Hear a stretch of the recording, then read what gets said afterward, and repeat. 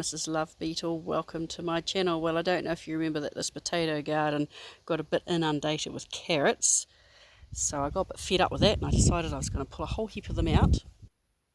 I've washed them in my bathtub a few times, top and tailed them again, and then pop them into some jars ready for pressure cooking. Okay, so all my jars are packed and I'm now just going to put in, what does it say? It says it is a pinch of garlic salt. This is not compulsory, you can just use usual salt if you want to. I just quite like it. And while it's becoming a bit of an expensive commodity, I do put a teeny little bit of butter into each one.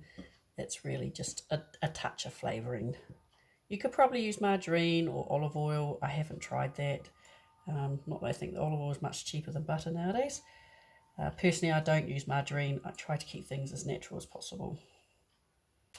Okay, I know that you've probably seen this a million times. You just get a clean cloth, wipe around the rims because you want to make sure that there's nothing that's going to prevent a seal.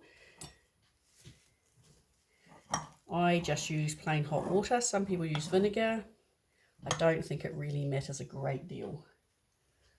This shouldn't be too bad because it really was just dry packed. Sometimes if I'm using bone broth, I'll be a little bit more particular.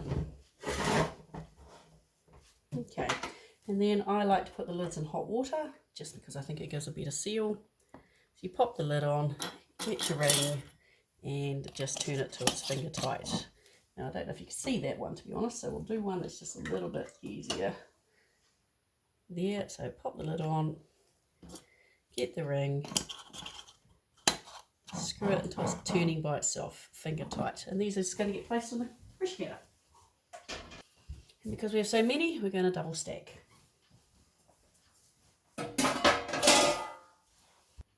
So as you can see, got my can double stacked. I've popped in a little bit of cream of tartar, that just stops it going too black on the inside.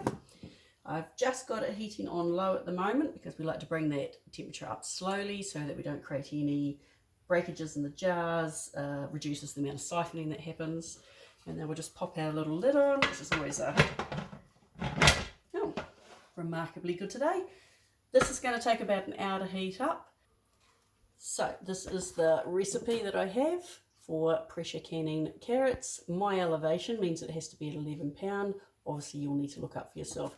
I do highly recommend getting yourself a notebook for writing down all of the recipes. I have quite a few in here now, just various bits and pieces that I've found very helpful for myself. These are the carrots that I didn't have enough room for, but they're mostly absolutely tiny. I mean, like really. So I reckon maybe a week of steamed carrots with a bit of garlic butter, and that's our dinner sorted, and that'll be all used up. And just like that, with the magic of camera trickery, they're all cooked, they're out and cooling down. I love seeing the little air bubbles. It makes me just feel so, I don't even know how to describe it. I feel confident. That's what I feel, confident. Okay, that's enough from me. I hope that was educational for you, that you enjoyed it. If you have any questions or comments, please feel free to leave me a message here. Otherwise, as always, if in doubt, let it sprout.